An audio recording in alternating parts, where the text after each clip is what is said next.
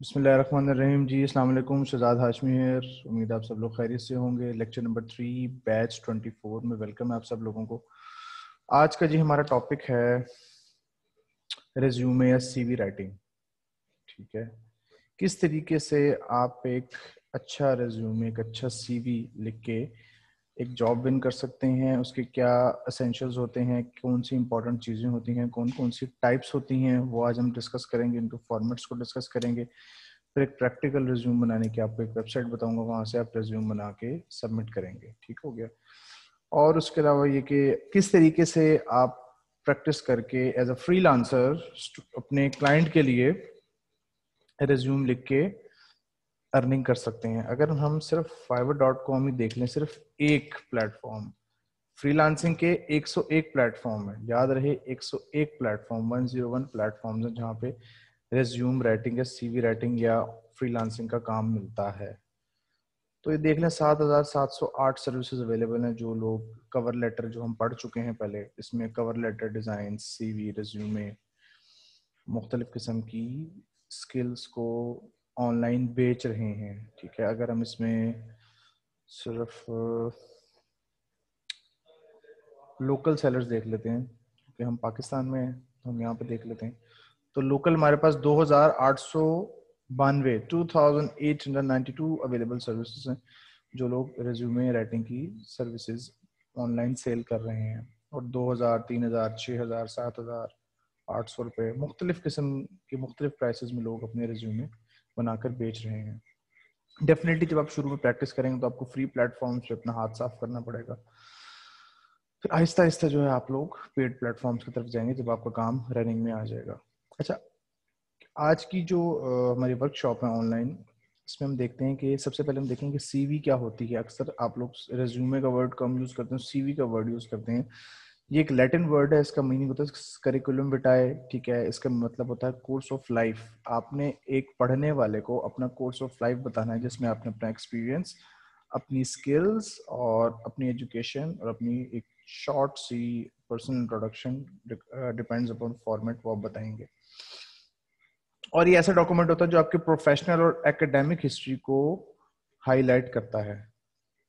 एक मिनट दीजिएगा मुझे जरा। ठीक है, ओके।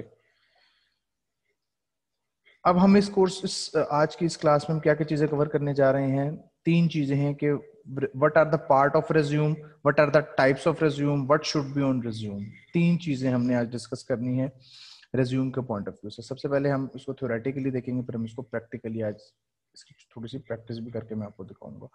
कोर एसेंशियल्स, क्या जरूरी चीजें होती हैं कि रिज्यूमे के अंदर, क्यों जरूरी है, क्या क्या आप इसमें मेंशन करते हैं। एक जो रिज्यूमे है tells the employer about your, एक अगर आप किसी को अपने रिज्यूमे भेज रहे हैं एम्प्लॉयर को, तो वो आप क्या बताता है उसको, आपके एक्सपीरियंस के बारे में, आपकी स्किल्स के बारे में और आपकी वर्क हिस्ट्री के बारे में।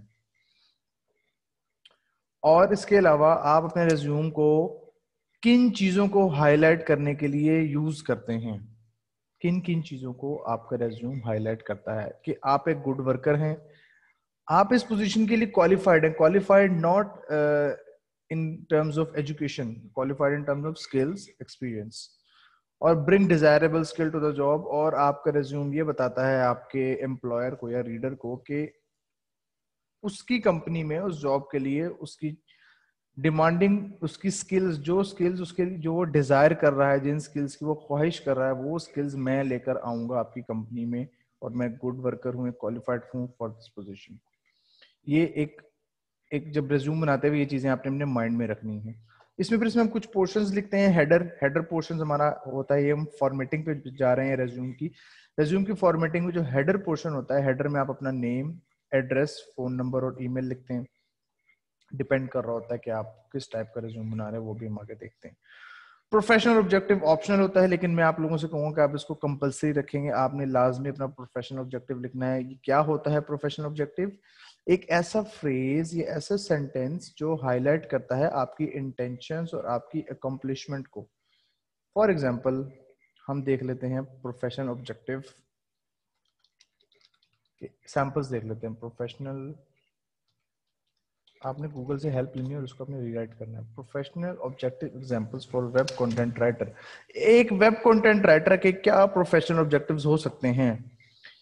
वो जब रिज्यूमे बनाएगा तो ऊपर लिखेगा seeking a web content web writing position that will enable me to not only showcase my writing abilities but also make use of my background in web design, HTML coding and photo editing. हम देख लेते हैं professional objective of HR manager, human resource manager जो होता है organization का।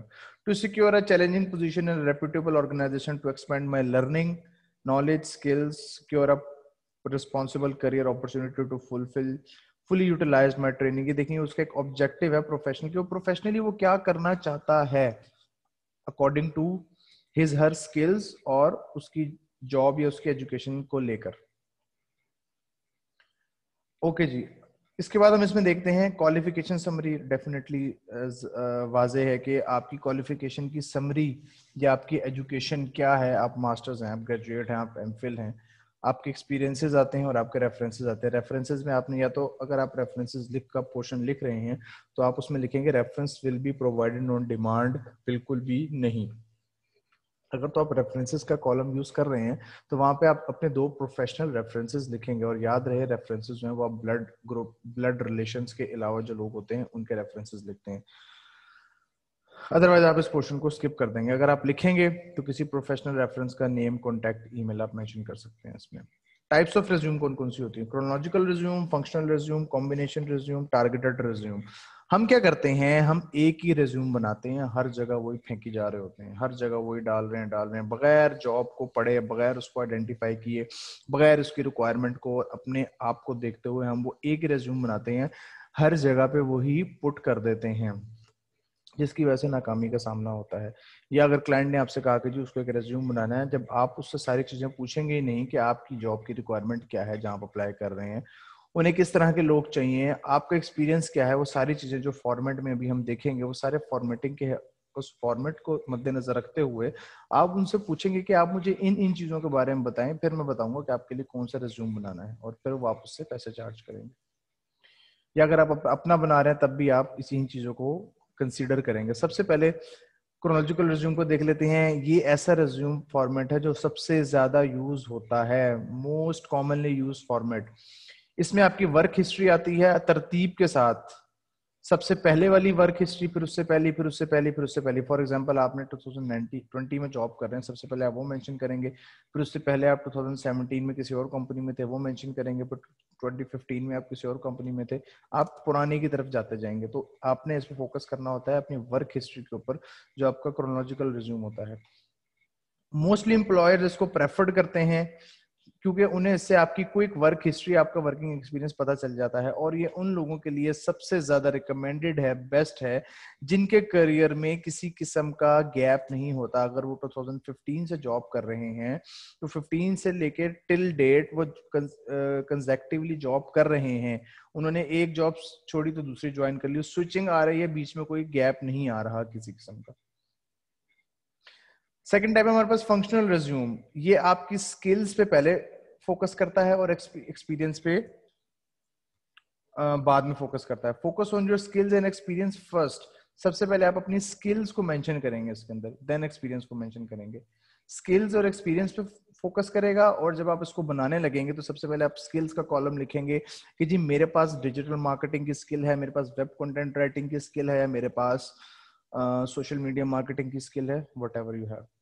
Secondly आप mention करेंगे वर्क हिस्ट्री के, जी मैंने इतने अरसे में इतनी कंपनीज के साथ मैंने एज अ डिजिटल मार्केटर काम किया है। वर्क हिस्ट्री में फिर हम वही फॉर्मेट यूज करेंगे जो क्रोनोलॉजिकल के अंदर था, लाइक मोस्ट रिसेंट फर्स्ट 2020 में मैं ये कर रहा हूँ, उससे पहले मैं ये करता था, उससे पहले मैं ये करता था, उस स्किल की बेस पे, उस स्किल्स को देखते हुए।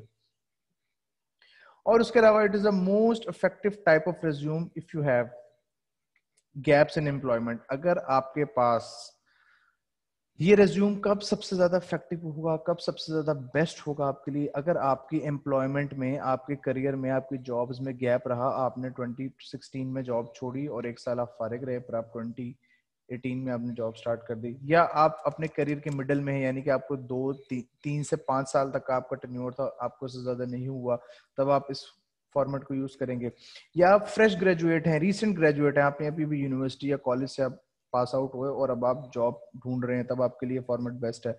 या आपके पास बहुत थोड़ा वर्क एक्सपीरियंस है और इसके अलावा आपके पास डाइवर्सिफाइड बैकग्राउंड है, कोई क्लियर पाथ नहीं है। डाइवर्सिफाइड बैकग्राउंड क्या होता है? आपने 2015 में अपनी एजुकेशन क्लोज की और आप करियर की तरफ चल पड़े। करियर में आपने स्टार्ट में काम किया जी, एक एडमिन की जॉब की, एडमिनिस्ट्रेटिव जॉब की। एक साल बाद आप सेल्स की जॉब में चले गए। उसके बाद आपको पता चला कि जी ये डिजिटलाइजेशन का दौर है, फिर आप जो है डिजिटल मार्केटिंग की तरफ आ गए, वेब डेवलपमेंट की तरफ आ गए। फिर आपने कहा नहीं, इसमें तो मजा नहीं आ रहा, इसमें तो बड़ा सर खपाना पड़ता है, आप फिर किसी और जॉब की तरफ चले गए। तो इस तरीके उस सूरत हाल में भी आप फंक्शनल रिज्यूम को ज्यादा जो है प्रेफर करेंगे। अच्छा, उसके बाद नेक्स्ट हम पढ़ेंगे कॉम्बिनेशन रिज्यूम। दो तो पढ़ ली। अच्छा, ये इसको अगर मैं बहुत ही सिंपल या लाइटर मोड में कहूँ, इसको हम कहते हैं खिचड़ी रिज्यूम, यानी कि जैसे खिचड़ी होती है ना, बिल्कुल घुली मिली। इसमें आप अपना स्किल्स और एक्सपीरियंस को तो मेंशन करेंगे, लेकिन लेकिन लेकिन ये अलाउ करता है आपको अपनी वर्क हिस्ट्री मेंशन करें इन क्रोनोलॉजिकल ऑर्डर, यानी कि वही जो हमने फर्स्ट वाला फॉर्मेट पढ़ा था। और ये फ्लेक्सिबल इन नेचर होता है, यानी कि जरूरी नहीं कि आप एजुकेशन पहले लिखें या बाद में लिखें, आप पर्सनल इंफॉर्मेशन पहले लिखें या बाद में लिखें, तो ये चीजें मैटर नहीं करती इसके अंदर। इसको हम टेलर्ड रिज्यूम भी कहते हैं। टेलर्ड रिज्यूम यानी कि जैसे टेलर्ड, आप अपनी मर्जी से, अपनी मर्जी के मुताबिक आप रिज्यूम बना लेंगे जैसे आपका दिल करेगा। आप हेडिंग्स को फॉर्मेटिंग के बजाय ऊपर नीचे खुद ही कर लेंगे, और ये इतना ज्यादा यूज भी नहीं होता कॉम्बिनेशन रिज्यूम। और ये बेस्ट कब होता है? जब आपने अपनी वर्क हिस्ट्री को डिटेल में, बहुत डिटेल में एक्सप्लेन करना हो, तब आप स्टार्ट करेंगे वर्क हिस्ट्री से, उसको बहुत ही तफसीलन बयान करेंगे। उसके बाद आप अपनी एजुकेशन स्किल्स को मेंशन करके उसको क्लोज कर देंगे। अच्छा, अब फोर्थ, द मोस्ट इंपॉर्टेंट, इसमें मैं आपको एक ट्रिक बताता हूँ। अक्सर लोग क्या करते हैं, जैसे कि मैंने स्टार्ट में बताया, एक ही रेज्यूम का फॉर्मेट होता है, उसको हर जगह पे फ्लोट किए किए जाते हैं, जिसकी वजह से फेलियर्स का सामना होता है। टारगेटेड रिज्यूम क्या होता है? हम एक एग्जांपल ले लेते हैं। एक साहब हैं, वो एक मैकेनिकल इंजीनियर हैं। उन्हें पता चला कि फलां कंपनी में मैकेनिकल इंजीनियरिंग की जॉब आई हुई है। अब उनका प्रोस्पेक्टिव क्या है? वो किस चीज के लिए भाग रहे हैं? उस मैकेनिकल इंजीनियरिंग की जॉब के लिए। तो वो उस स्पेसिफिकली उस जॉब के लिए एक रेज्यूम तैयार करेंगे जो कि टारगेटेड रिज्यूम होगा। उसमें वो क्या देखेंगे, क्या उनकी क्वालिफिकेशन उस जॉब के लिए हिसाब से है? बिल्कुल है जी, वो एक मैकेनिकल इंजीनियर है और उन्होंने बीएस मैकेनिकल इंजीनियरिंग की हुई है। ओके, क्या उनका एक्सपीरियंस उस जॉब के लिए मैच कर रहा है जिसके लिए वो अप्लाई कर रहे हैं? जी हाँ, बिल्कुल। उन्होंने 2 साल काम किया है as a assistant mechanical engineer, या as a junior mechanical engineer, या एज एन मैकेनिकल इंजीनियर किसी भी फर्म में, और वो आगे एक और मैकेनिकल इंजीनियरिंग की जॉब के लिए जा रहे हैं, तो वो उनका एक्सपीरियंस भी मैच कर रहा है। Okay, good. दूसरा पॉइंट भी क्लियर हो गया। थर्ड पॉइंट, ये रिज्यूम जो है मोस्ट टाइम कंज्यूमिंग होता है। क्यों? जहरी बात है, आपने स्पेसिफिकली एक प्रोस्पेक्टिव जॉब के लिए एक अलग से एक रिज्यूम तैयार करना है। मैं अगर एक कंटेंट राइटर हूँ और मुझे पता है कहीं पे कंटेंट राइटिंग की जो है एक पोस्ट आई हुई है, तो मैं स्पेसिफिकली क्या करूंगा, उस कंटेंट राइटिंग की जॉब के लिए ही एक रिज्यूमे तैयार करूंगा जिसमें मेरा सिर्फ कंटेंट राइटिंग एक्सपीरियंस मेंशन होगा। इससे गुड रिजल्ट्स भी जनरेट होते हैं। क्यों? क्योंकि स्पेसिफिकली आप एक जॉब के लिए अप्लाई कर रहे हैं। उसके अलावा आपने लास्ट पॉइंट है, ये आप लोगों के लिए टिप है, या उसको कह लें कि आप क्या आपने कोई इररेलेवेंट या फेक एक्सपीरियंस नहीं डालना टारगेटेड रिज्यूम, यानी कि आपने to the point, relevant to the job, अपना रेलेवेंट एक्सपीरियंस, अपनी रेलेवेंट क्वालिफिकेशन उसमें मेंशन करनी है। अब हम देखते हैं what should be on resume. कौन कौन सी चीजें हैं जो एक रिज्यूमे के ऊपर होनी चाहिए, क्या जरूरी चीजें हैं जो उस पर लाजमी होनी चाहिए। कॉन्टैक्ट इन्फॉर्मेशन, यानी कि आपका फोन नंबर, व्हाट्सएप नंबर या ईमेल। डेफिनेटली आपका कॉन्टैक्ट इन्फॉर्मेशन नहीं होगा तो अगला बंदा आपसे रब्ता किस तरीके से करेगा। ओपनिंग स्टेटमेंट में आप समरी और ऑब्जेक्टिव लिखेंगे, जैसे कि मैंने आपको भी एक गूगल करके दिखाया था, professional objective of web content writer या professional objective of HR manager. Work history आपकी आ जाएगी। वर्क हिस्ट्री में हम देख लेंगे आपका एक्सपीरियंस कि आपने कहाँ कहाँ काम किया। वर्क हिस्ट्री नहीं है तो आप इस कॉलम को छोड़ के आप इंटर्नशिप्स वगैरह ऐड कर देंगे यहाँ पे। एजुकेशन, डेफिनेटली एजुकेशन आएगी। Soft skill and technical skill. Soft skill क्या होती है? अब आप जैसे कंटेंट राइटिंग का कोर्स कर रहे हैं तो ये आपकी सॉफ्ट स्किल है। आपने डिजिटल प्लेटफॉर्म के थ्रू आप डिजिटली काम सीख रहे हैं और डिजिटली काम करेंगे इंटरनेट और लैपटॉप या कंप्यूटर के थ्रू, तो ये आपकी सॉफ्ट स्किल है। आपको कोई फिजिकली किसी औजार की जरूरत नहीं है। अगर हम बात कर देते हैं टेक्निकल स्किल के ऊपर, टेक्निकल स्किल क्या होगी? जैसे ये वोकेशनल ट्रेनिंग इंस्टीट्यूशंस होते हैं, यहाँ पे इलेक्ट्रॉनिक्स का या इस तरह के कोर्सेज होते हैं, वहाँ पे डेफिनेटली जो इलेक्ट्रॉनिक्स का कोर्स करता है तो उसके लिए उसको टूल्स भी चाहिए होते हैं, उसके कोई मीटर्स होते हैं, उसके कुछ लाइक स्क्रू ड्राइवर, इस तरह की चीजें। वो टेक्निकल स्किल है। हमारी सोसाइटी में उसको बहुत इतना अच्छा नहीं समझा जाता, लेकिन इंटरनेशनली टेक्निकल स्किल की बहुत बहुत बहुत ज्यादा डिमांड है। सॉफ्ट स्किल्स और टेक्निकल स्किल्स, यानी कि वहाँ स्किल्स की ज्यादा डिमांड है एज कम्पेयर टू डिग्रीज। उसके बाद आपके पास कुछ सर्टिफिकेशन है, जैसे आप LW से सर्टिफिकेशन कर रहे हैं और आपके पास कंटेंट राइटिंग की सर्टिफिकेशन होगी, वो आप उसमें मेंशन करेंगे। प्रोफेशनल मेंबरशिप, प्रोफेशनल मेंबरशिप क्या होती है? फॉर एग्जांपल, जब भी कोई स्टूडेंट इंजीनियरिंग करता है या कोई स्टूडेंट फार्मासिस्ट बनता है, फार्म डी की डिग्री करता है, या कोई आर्किटेक्चर बनता है, तो ये तीनों जो डिग्रीज हैं, ये आपको एग्जांपल दे रहा हूँ, इनकी होती है प्रोफेशनल मेंबरशिप। जब आप एक इंजीनियर बन जाते हैं तो आपको पाकिस्तान इंजीनियरिंग काउंसिल का एक मेंबरशिप कार्ड मिलता है, आप वो वहाँ मेंशन कर देंगे। अगर आप फार्मासिस्ट हैं तो आपको वहां से जो लाइसेंस मिलेगा वो आप मेंशन करेंगे, और अगर आप कोई आर्किटेक्चर हैं तो उसका आपको जो लाइसेंस मिलेगा उसकी मेंबरशिप आप मेंशन करेंगे लाइसेंस नंबर के साथ। सेकंड लास्ट पॉइंट हमारे पास अचीवमेंट्स एंड अवार्ड्स। आपने अपने उस टेन्योर में, पिछले टेन्योर में, या अगर आप फ्रेश ग्रेजुएट थे तो आपने यूनिवर्सिटी में किन किन जगहों पे आपने क्या क्या अचीवमेंट्स किए। अगर आपने कोई सेमिनार्स कंडक्ट करवाया, आपको कोई गोल्ड मेडल मिला, आपको कोई अवार्ड मिला, आपको कोई शील्ड मिली, वो चीजें आप मेंशन करेंगे। एडिशनल सेक्शन क्या होता है? एडिशनल सेक्शन में आपको दो चीजें पहले बताऊंगा। एक, दो तरह के लोग होते हैं, एक होता है इंट्रोवर्ट, एक होता है एक्सट्रोवर्ट। जो इंट्रोवर्ट होता है ना, इंट्रोवर्ट क्या होता है? वो लोग जो ज्यादा घुलते मिलते नहीं हैं, अपने आप में रहते हैं, बस टू द पॉइंट बात की और खामोश हो गए। एक्सट्रोवर्ट लोग कौन होते हैं? जो सोशल होते हैं बहुत ज्यादा, किसी की हेल्प करना, लोगों के काम आना, देखने यार मेरा दोस्त परेशान है, मेरे घर वाले परेशान है, उनको हेल्प आउट करना, वो लोग होते हैं एक्सट्रोवर्ट लोग। तो एडिशनल सेक्शन में आप क्या करेंगे? आपकी कम्युनिटी में कोई इन्वॉल्वमेंट थी, आपने ग्रीन बेल्ट प्रोजेक्ट में हिस्सा लिया, आपने डिफरेंट जगहों पे पौधे लगाए, आपने फ्लड रिलीफ कैंपेन में एज अ वॉलंटियर काम किया, तो वो चीजें आप उसमें मेंशन करेंगे, इससे अच्छा इंप्रेशन पड़ता है।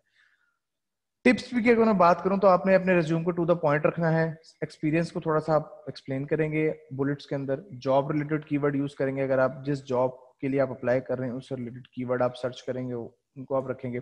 जस्टिफाइड फॉर्मेटिंग को तरतीब से रखना है, ये ना हो कि आप एजुकेशन को सबसे टॉप पे रखें, एक्सपीरियंस को सबसे एंड पे कर दें, इस तरह नहीं करना। और सीक्वेंस इंफॉर्मेशन, यानी कि जो जो फॉर्मेट होगा ना, जो आपको बताया गया, आपने उस इंफॉर्मेशन को उसी सीक्वेंस में रखना है। अच्छा, आप लोगों को मैं एक आप लोगों की असाइनमेंट बता रहा हूँ, फिर अभी हम प्रैक्टिकल की तरफ जा रहे हैं, फिर जो सारी बातें मैंने आपको बताई नहीं अभी आप लोगों को क्लियर हो जाएंगी सारी की सारी, ठीक है? असाइनमेंट आप लोगों की है कि आप लोगों ने एक फंक्शनल रिज्यूम बनाना है। Functional type resume, 1 page resume होता है, वो आपने बनाना है। अच्छा, और ये बनाएंगे कहाँ से? नोवा रिज्यूम एक वेबसाइट है, गूगल पे आप जाएंगे, आपको वहां से मिल जाएगी। ये देखिए जी, ये है नोवा रिज्यूम। आप गूगल करेंगे novaresume.com, वहाँ पे आपके सामने आ जाएगा। वहाँ जाके आप साइन इन करेंगे, साइन इन करने के बाद ये स्क्रीन आपके सामने इस तरह से आ जाएगी। यहाँ पे आप जाके लिखेंगे रेज्यूम टेम्पलेट, इस पे हमने क्लिक किया। लेकिन रेज्यूम के आगे वो लिख रहा है 0 to 5 ईयर ऑफ एक्सपीरियंस, यानी कि जिसका 0 से 5 ईयर्स तक का एक्सपीरियंस है ना, वो ये रेज्यूम बना सकता है, उसके लिए रेज्यूम यूज होता है। हम इसमें सबसे पहले फ्री वर्जन देखते हैं कि फ्री में हमें क्या मिलता है। बेसिक, एग्जेक्टिव, कॉलेज, क्रिएटिव, ये टाइप्स ऑफ फंक्शनल रेज्यूम है, इसमें कुछ पेड है और कुछ फ्री है। हम देख लेते हैं, हम इसको देख लेते हैं प्रोफेशनल को, फंक्शनल रेज्यूम। ये रहा जी, सामने ही आ गया फंक्शनल रेज्यूम। अच्छा, इस पे ना आप एक टाइम में एक रेज्यूम बना सकते हैं। अगर आपने दूसरा बनाना है, इसको बना के आप इसको PDF में डाउनलोड भी कर सकते हैं। अगर आपने दूसरा बनाना है तो आप इसी को एडिट करेंगे। जैसे ये मैंने एक बनाया हुआ है तो मैं इसी को ही एडिट कर लेता हूँ। जब आप ओपन करेंगे तो आपके सामने एक इस तरह से रेज्यूम आ जाएगा। चले हम फ्रेश रेज्यूम क्रिएट करते हैं, क्योंकि मोस्टली स्टूडेंट्स को प्रॉब्लम्स आती हैं कि जी उसमें हमें चीज़ें नहीं मिल रही। इसको मैंने किया डिलीट। अब मेरे पास यहाँ पे कोई रेज्यूम नहीं है, ठीक है? मैं वापस जाऊँगा, फंक्शनल रेज्यूम, क्रिएट रेज्यूम, भी मेरे पास ऑप्शन आ रही है। यहाँ मैं पिक्चर मेरी लगी हुई आ रही है, कुछ इन्फॉर्मेशन मेरी आ रही है, मैं इसको चेंज करता हूँ। ठीक है जी, ये मैंने क्लिक किया जहाँ जुनेद अकरम लिखा हुआ, मैंने इस पर क्लिक किया तो मेरे सामने इंफॉर्मेशन आ गई, अकाउंट सेटिंग। यहाँ मैं लिखता हूँ शहजाद अपनी ही बना के देख लेता हूँ। हाशमी, ठीक है। डेट ऑफ बर्थ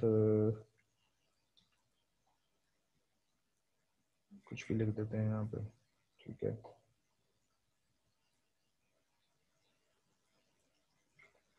ओके जी। Contact for language setting, main contact social. Main contact में मैंने अपना ईमेल लिखा, फोन नंबर मैं लिख देता हूँ अपना। कंट्री जी डेफिनेटली पाकिस्तान है। अच्छा, आप लोगों ने एक चीज़ का बहुत ध्यान रखना है, आपने ये जो एड्रेस वाला कॉलम है ना, ये जो अभी ये एड्रेस वाला, इसमें आपने ज़्यादा अपना डिटेल एड्रेस नहीं लिखना। मेरे पास अक्सर रिज्यूम आए थे पिछले बैचेस के, उन्होंने बहुत डिटेल से लिखा हुआ था, स्ट्रीट नंबर फलां, हाउस नंबर फलां, ऐसा कुछ नहीं लिखना। एड्रेस को वैसे तो आप इग्नोर कर देंगे, अगर आप लिख भी रहे हैं तो आप यहाँ पे जस्ट कोई मेन एरिया अपना लिख देंगे। लेट से मैं लिख देता हूँ यहाँ पे, लिखने की जरूरत ही नहीं है, पहली बात तो ये। अब हम आते हैं सोशल में।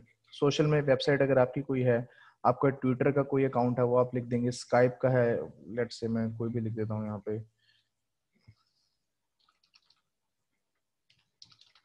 स्काइप का कॉन्टेक्ट आ गया। फेसबुक का आप लिख देंगे, जो भी आपका प्रोफाइल का लिंक होगा वो लिख देंगे आप, ठीक है। और क्रिएटिव प्लेटफॉर्म अगर आपके कोई है, इंस्टाग्राम का आईडी लिख देंगे, कोई मेरा ब्लॉग है मैं वो एंटर कर दूंगा। करने के बाद मैं जब इसको सेव करूंगा ना, तो ये देखिए यहाँ पे मेरे पास ये सारी इंफॉर्मेशन यहाँ पर आ रही है। प्रोफेशनल टाइटल क्या है जी मेरा, मैं चूंकि एक वेब कंटेंट राइटर हूँ, तो मैं यहाँ पे लिख दूंगा कंटेंट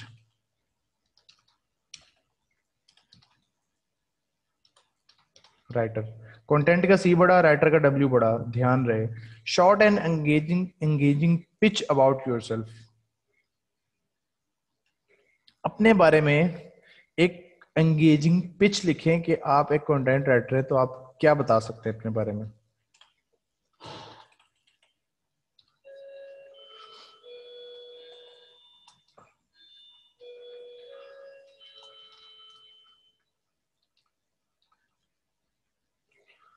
अभी मेरे माइंड में अब हम लिख लेते हैं, I have 8 years of writing, I have 8 years experience of content writing. अच्छा, आप लोगों को इस लिखने में मुश्किल होगी, बल्कि मैं आप लोगों को इसकी एक शॉर्ट ट्रिक बताता हूँ। वो ये कि आप लोग जब लिखेंगे ना, तो आपने क्या करना है, लेट्स से हम बात करें कंटेंट राइटिंग की, मैं अपनी ही बात कर लेता हूँ। तो आप लिखेंगे पिच फॉर कंटेंट राइटर। हम यहाँ से सैंपल्स उठा लेंगे, ठीक है। Content writer resume, good writing style that is accurate and adaptable with impeccable use of grammar, excellent writing and editing skills including strong attention to detail। मैं इसको उठा लेता हूँ यहाँ से, कंट्रोल सी, और यहाँ मैंने लिखा कंट्रोल वी। अच्छा, अब मैं इसको थोड़ा चेंज कर लूंगा। I have excellent writing and editing skills including strong attention to detail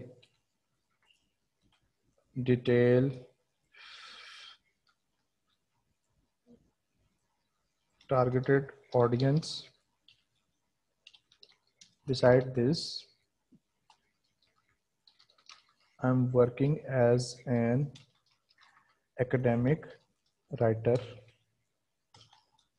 with international clients। ये मैंने एक अपने बारे में पिच बना दी कि जी मेरे पास एक्सीलेंट राइटिंग स्किल्स हैं, एडिटिंग स्किल्स हैं, जिसमें मैं डिटेल टारगेटेड ऑडियंस की अटेंशन ग्रैब कर सकता हूँ। Beside this I am working as an academic writer with international clients। okay, yeah, I am working as a academic को उठा के हमने, चूंकि हम वेब कंटेंट राइटर के लिए अप्लाई कर रहे हैं, तो हम इसको कर देंगे वेब कंटेंट। मैंने इस वेब कंटेंट को थोड़ा सा बड़ा करके लिखा, तीनों वर्ड्स को, ये मेरा कीवर्ड बन गया यहाँ पे। वेब कंटेंट राइटर मेरा कीवर्ड बन गया, मैंने जो कीवर्ड की बात की थी। Content writing, writing skills, web content writer, ये कीवर्ड्स हैं।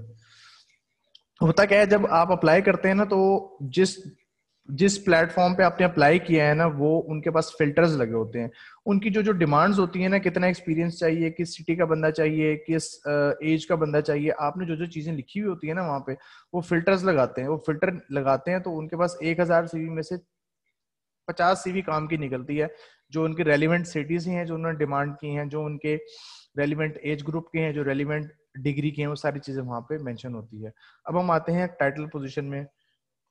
सबसे most recent one, web content writer, ठीक है। कंपनी वर्क प्लेस, आप किस कंपनी वर्क प्लेस में, फॉर एग्जांपल मैं यहाँ लिख देता हूँ, मैं आपको ओरिजिनल इन्फॉर्मेशन तो नहीं दूंगा आपको। लर्निंग विद अर्निंग के जी, मैं यहाँ पे as a web content writer काम कर रहा हूँ, ठीक है।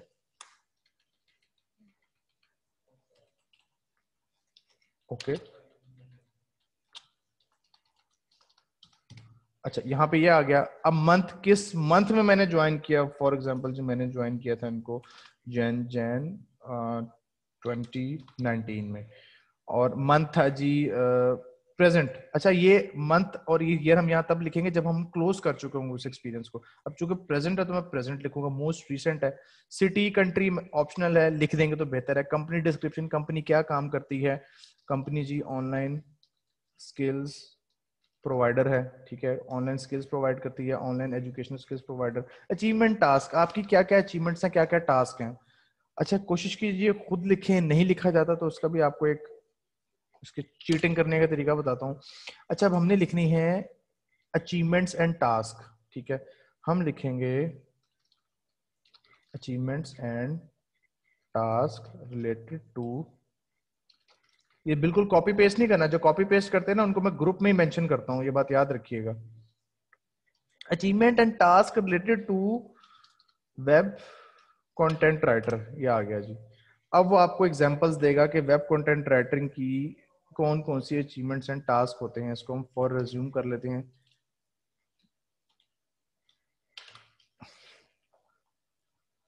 यहाँ पे जी वो आपको मुख्तलिफ वेबसाइट्स दे रहा है जहाँ से आप कंटेंट राइटिंग से रिलेटेड अचीवमेंट्स एंड टास्क उठा सकते हैं एज अ सैंपल के तौर पे। आपको पता है अपने बारे में कि आप क्या क्या लिखना चाह रहे हैं, लेकिन समटाइम बंदा लिख नहीं पा रहा होता, तो आप यहाँ से मुख्तलिफ सैंपल उठा लेंगे, किसी कंटेंट राइटर के रिज्यूम उठा लेंगे, वहां से देखेंगे अच्छा इसने इस तरीके से चीजों को मेंशन किया हुआ है। ये देखें कि रेज्यूम आ गया।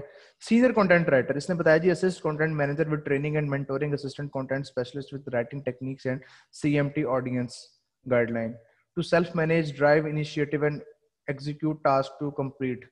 कंटेंट राइटर एडिटर के तौर पे मैंने क्या काम किया, develop meaningful positions for business units and functions that effectively communicate differentiators to customer and industry influence. आप इसको यहाँ से उठाएंगे और इसको आप यहाँ पेस्ट करेंगे, लेकिन आपने इसको चेंज करके लिखना है। यहाँ मैं इसलिए टाइम शॉर्ट है इसलिए मैं आपको बता रहा हूँ, आपने इसको चेंज करके इसी तरह अपना एक्सपीरियंस ऐड करना है। फॉर एग्जांपल ये एक एक्सपीरियंस हमने ऐड कर लिया, अब हमने दूसरा ऐड करना है, तो हम यहाँ प्लस का बटन दबाएंगे तो यहाँ पे एक और आ जाएगा, एकेडमिक राइटर, ठीक है। एकेडमिक राइटर में मैंने मेरा वर्क प्लेस जो था वो था एन लिंक, जिनके साथ ये बेसिकली मेरी अपनी कंपनी थी एन लिंक। एन लिंक के नाम से मंथ डेट आप लिख देंगे जी, आपने काम किया 01 जनवरी 2018 से, और काम आपने क्लोज किया लेट्स से दिसंबर 2019 में, 2018 में, एक साल काम किया आपने, ठीक है। तो ये आ जाएगा, सेम वही चीज़ों को आप फॉलो करेंगे। ऑर्गेनाइजेशन में किन किन ऑर्गेनाइजेशन के साथ आपने काम किया, उनके नेम और किस टेन्योर से किस टेन्योर तक आपने काम किया।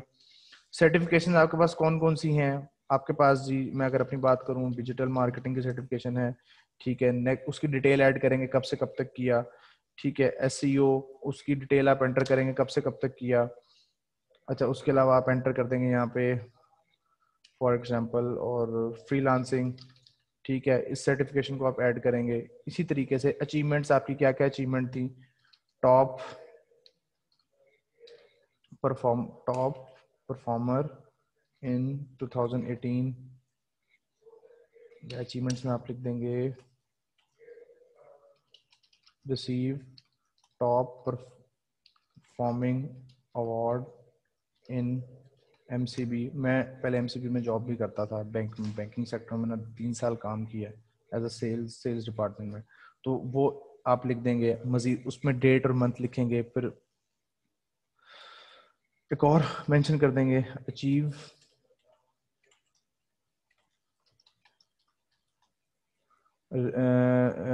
रिसीव और क्या था, financial reward in national bank funds. Last मैंने नेशनल बैंक की कंपनी से रिजाइन दिया है अभी रिसेंटली, ठीक है, और अब मैं एज अ फ्रीलांसर काम कर रहा हूँ 9 to 9। ओके, तो ये फिर पर्सनल प्रोजेक्ट्स आपके कौन से थे? जैसे मैं अगर अपनी बात करूँ, मेरा जो पर्सनल प्रोजेक्ट था that was business process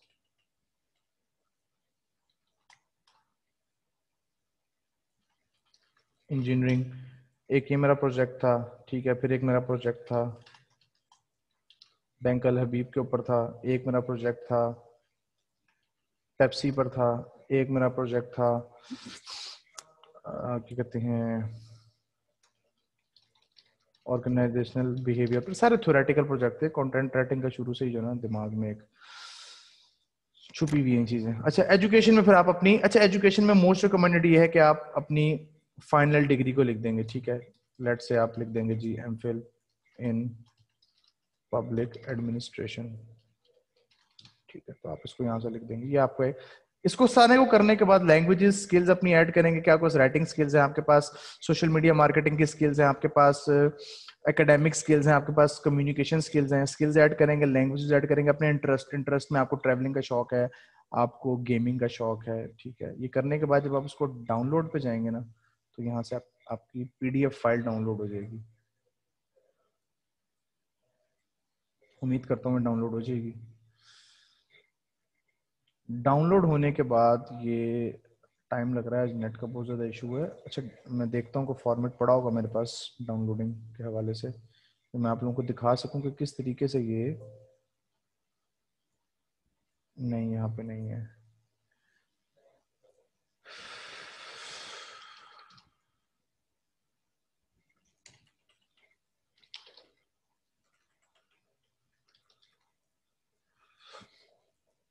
download करेंगे आप, बिल्कुल पीडीएफ फॉर्म में डाउनलोड होगी आपके पास, एकदम बेहतरीन फॉर्म शुरू उसके अंदर। यहाँ से आप इसको डाउनलोड करने के बाद ये वाली है शायद, ये देखें जी, ये एक मैंने कंटेंट राइटिंग की, सोशल मीडिया मार्केटिंग की रेज्यूम बनाई हुई है।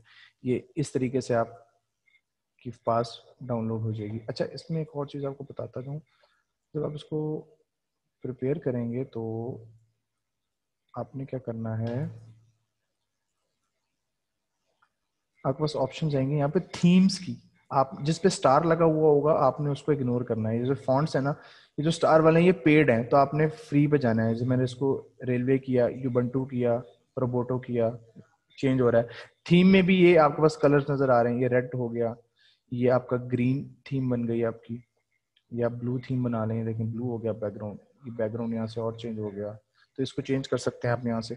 बैकग्राउंड सिर्फ व्हाइट आपके पास फ्री होता है, बाकी पेड होते हैं। लेआउट्स में जाएं तो डिफरेंट लेआउट्स हैं, इन पे आप काम कर सकते हैं। फॉर एग्जांपल अगर मैं लेआउट इसकी ये वाली कर देता हूँ,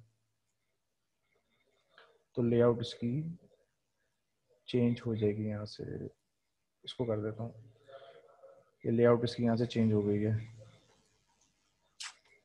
प्रोजेक्ट्स इसको उठा लेते हैं, सेविंग कर रहे हैं यहाँ से।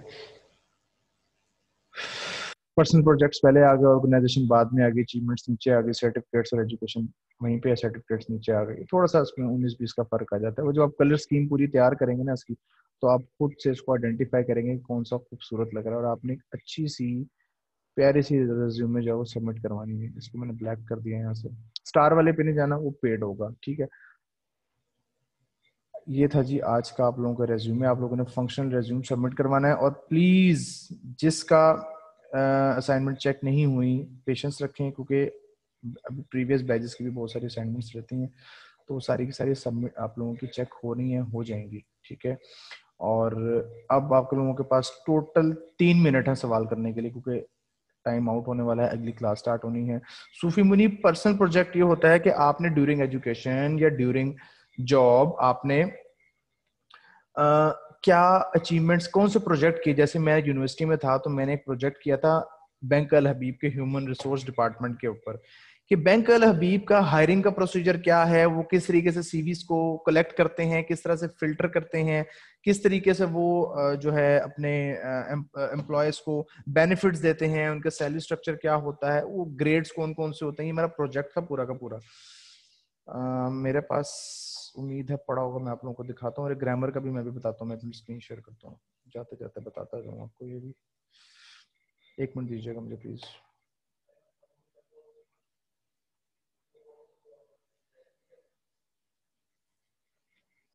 ओके जी, ये है, शायद मिल गया मुझे, उम्मीद करते हैं चल जाएगा ये।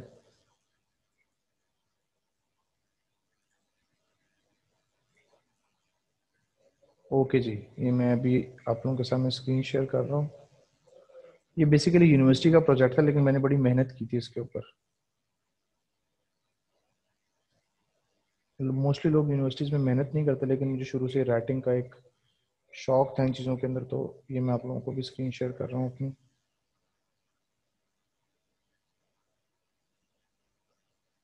जी, स्क्रीन शेयर हो रही है मेरी? ये देखें, ये मैंने एक प्रोजेक्ट बनाया था बैंक अल हबीब के ऊपर। इनकी हिस्ट्री क्या है, ठीक है, इनकी हिस्ट्री के बाद हम आ जाते हैं कोड ऑफ कंडक्ट इनके क्या है, फंक्शंस है क्या क्या परफॉर्म करते हैं, प्रोडक्ट एंड सर्विसेज क्या है इनकी, इनका human resource depart, basically human resource में मैंने स्पेशलाइजेशन की थी, तो उसका ही मेरा प्रोजेक्ट था। ठीक है, ये मेरा प्रोजेक्ट है। इंट्रोडक्शन बैंक अल हबीब का क्या इंट्रोडक्शन है, पर्सनल उनके एडमिनिस्ट्रेशन का क्या तरीकाकार है, उनके फंक्शंस क्या होते हैं, और उसके बाद ट्रेनिंग एंड डेवलपमेंट का क्या प्रोसीजर है उनका, कौन से ग्रेड्स होते हैं, रिटन टेस्ट लेते हैं वो, ये सारी चीजें एक पर्सनल प्रोजेक्ट के अंदर आ जाती हैं। और अब हम बात करते हैं ग्रामर के ऊपर। अभी सवाल आया था यहाँ पे, ग्रामर के लिए आप जाएंगे grammarly.com। आप जब भी लिखेंगे कोई भी कंटेंट, ये अपने इसको अपने सिस्टम में इंस्टॉल कर लीजिए इस ऐप को, ये आप लोगों के लिए काम आएगी। Add to Chrome, it's free. अभी मैं इसको ऐड नहीं कर रहा, आप यहाँ जाएंगे, लॉगिन करेंगे, लॉगिन करने के बाद आप जो है यहाँ से अपने कंटेंट को जब पेस्ट करेंगे तो ये आपको आपके एरर्स बता देगा। ठीक है, इसकी मैं एक शॉर्ट वीडियो बना के आप लोगों को भेज दूंगा। अभी लेक्चर का टाइम क्लोज होने वाला है, जिसकी जो जो क्यूरीज हैं वो आप लोग ग्रुप में या नेक्स्ट उसमें लेक्चर के अंदर पूछ लीजिएगा। और बाकी मेरी क्वालिफिकेशन या मेरे पर्सनल में जो भी क्वेश्चंस हैं वो आप लोग मुझसे व्हाट्सएप पे पूछ सकते हैं, क्योंकि यहाँ मैं नहीं बताना चाहूँगा। थैंक यू जी, ख्याल रखिएगा अपना, असाइनमेंट सबमिट करवाइएगा, अच्छे अच्छे रेज्यूमे बनाइएगा, ताकि आप एक अच्छे रेज्यूम अपने लिए भी बना सकें और लोगों के लिए भी बना सकें, और अच्छे से पैसे भी कमा सकें और अच्छी अच्छी जॉब्स को विन कर सकें। जी, मैं ग्रामरली का आप लोगों को ना एक शॉर्ट ट्यूटोरियल बनाकर भेज देता हूँ। ख्याल रखिएगा अपना जी, अस्सलाम वालेकुम, अल्लाह हाफिज।